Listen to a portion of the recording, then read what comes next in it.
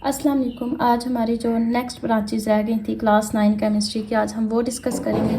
सबसे पहली है इन्वायरमेंटल केमिस्ट्री।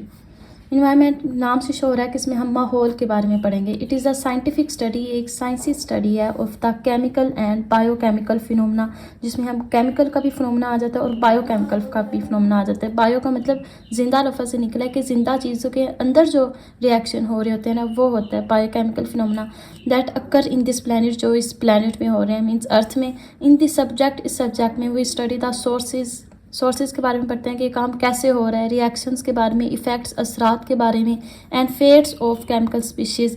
फेट्स कहते हैं कि इसका एंड रिजल्ट क्या होगा। Of chemical species in the air, soil and water environments. पानी के अंदर जैसे मछलियाँ वगैरह रहती हैं, सॉइल के मिट्टी के ऊपर जैसे हम रहते हैं, एयर हवा में जैसे परिंदे होते हैं। विदाउट दिस, इसके बगैर, it would be impossible to study, ये स्टडी करना इम्पॉसिबल है। The effects that humans have on the environment, के इंसानों के माहौल के ऊपर क्या असरात हैं। Through the release of chemicals, chemicals के रिलीज़ की वजह से, मतलब हम अपने फ़ायदे के लिए तो केमिकल्स रिलीज़ कर रहे हैं, लेकिन माहौल के ऊपर उसका बहुत इफ़ेक्ट हो रहा है। इट हेल्प्स इन अंडरस्टैंडिंग, ये हमारी हेल्प करता है अंडरस्टैंड करने में, द काजेज़, वजूहात को, इफ़ेक्ट्स, असरात को, एंड सोल्यूशंस और हल को, of different types of pollution, मुख्तलिफ तरह की जो आलूदगी हो जाती है, जैसे लैंड पोल्यूशन, नॉइज़ पोल्यूशन, मुख्तलिफ तरह की होती हैं। उसके बाद आता है एनालिटिकल केमिस्ट्री। एनालिटिकल केमिस्ट्री में क्या होता है कि हम कोई भी चीज़ हमारे सामने आई है, उसमें हम किसी चीज़ का तज्जिया करते हैं कि हमारे सामने जो चीज़ आई है ये है क्या, इसमें कौन कौन सी चीज़ मौजूद है।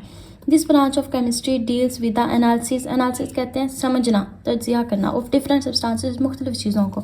इट इन्वॉल्व्स, इसमें क्या क्या चीज़ आ जाती है, सेपरेशन, आइडेंटिफिकेशन, उसकी पहचान, एनालिसिस ऑफ डिफरेंट सब्सटेंसेस। जैसे कि अगर मैं आपको मिसाल दूं, अगर हमारे सामने कोई सॉफ्ट ड्रिंक है या पानी है, तो हमने उसका तज्जिया करना है, उसमें देखना है कौन कौन सी चीज़ मौजूद है, उसके अंदर जो पार्टिकल्स हैं, उसके में केमिकल्स जो हैं, उन सारी चीज़ों को हम क्या करेंगे। इट इन्वॉल्व सेपरेशन, उसको सबसे पहले सेपरेट करेंगे। आइडेंटिफिकेशन, उसकी पहचान करेंगे कि जो हमारे पास चीज़ है ये है कि इसमें कौन कौन सी चीज़ शामिल है।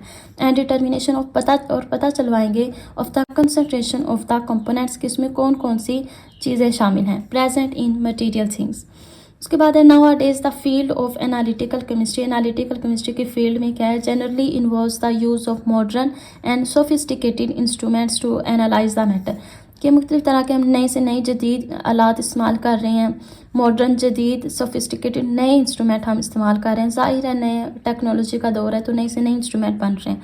उसके बाद है biochemistry. It is a branch of chemistry. उसके बाद आ जाता है biochemistry. It is a branch of chemistry, ये केमिस्ट्री की ब्रांच है इन विच वी अंडरस्टैंड, जिसमें हम अंडरस्टैंड करते हैं लाइफ, ज़िंदगी को, through chemical processes, chemical processes के ज़रिए, मतलब कीमियाई जो अमल हो रहे हैं।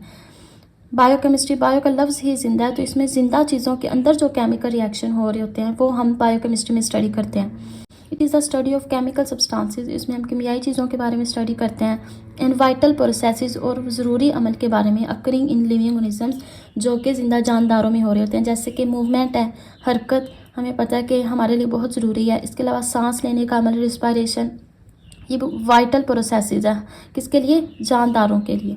Biochemistry provides insights into the structure. Biochemistry हमें क्या क्या चीज़ें प्रोवाइड करती है, स्ट्रक्चर, किस चीज़ के स्ट्रक्चर के बारे में, फंक्शन, उसके काम के बारे में, ऑफ मॉलिक्यूल्स, कौन कौन से मॉलिक्यूल्स हैं, proteins, carbohydrate, lipids and nucleic acid. ज़ाहिर है ये हम सारी चीज़ें खा रहे हैं। प्रोटीन जैसे कि अंडा, दूध, मछली, इन चीज़ों से हमें प्रोटीन मिलती है। कार्बोहाइड्रेट जैसे कि रोटी, चावल, ये वाली चीज़, ऑयल वाली चीज़ें खाने से हमें लिपिड मिलती हैं। एंड न्यूक्लिक एसिड में दो चीज़ें आ जाती हैं, DNA, RNA वगैरह। इसके बाद आ जाता है न्यूक्लियर केमिस्ट्री। न्यूक्लियर केमिस्ट्री जैसे नाम से शो कर रहा है, न्यूक्लियस के बारे में हम इसमें पढ़ेंगे। एंड जैसे कि न्यूक्लियस के अंदर कौन कौन से पार्टिकल्स होते हैं, प्रोटॉन और न्यूट्रॉन, और न्यूक्लियस के बाहर कौन से पार्टिकल रिवॉल्व कर रहा होता है, electron. Nuclear chemistry deals with the reactions, इसमें हम रिएक्शंस के बारे में पढ़ते हैं। टेकिंग प्लेस, जो कहाँ पे टेक प्लेस कर रहे होते हैं, न्यूक्लियस के अंदर, in the nucleus of an atom, atom के न्यूक्लियस के अंदर। It deals with the radio activity, अब कुछ रेडियो एक्टिव रेज होती हैं जैसे अल्फ़ा, बीटा, गामा, वो शुआएँ निकल रही होती हैं। मिसाल के तौर पर अपना कुछ एलिमेंट्स ऐसे होते हैं जो कि अनस्टेबल होते हैं, तो वो अपने आप को स्टेबल करने के लिए अपने अंदर से शुआएँ निकालते रहते हैं, तो वो होते हैं रेडियो एक्टिविटी शुआएँ।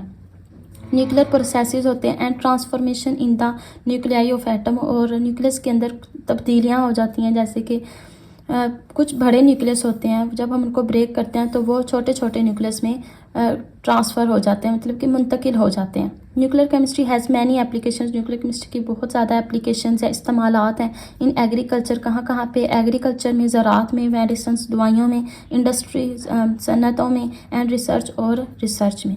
तो उम्मीद है आपको आज का मेरा लेक्चर समझ लगी होगी। बाकी की हमारी कुछ ब्रांचेस रह गई, वो अब हम नेक्स्ट लेक्चर में डिस्कस करेंगे इंशाल्लाह। ओके, फिर अल्लाह हाफिज़, टेक केयर।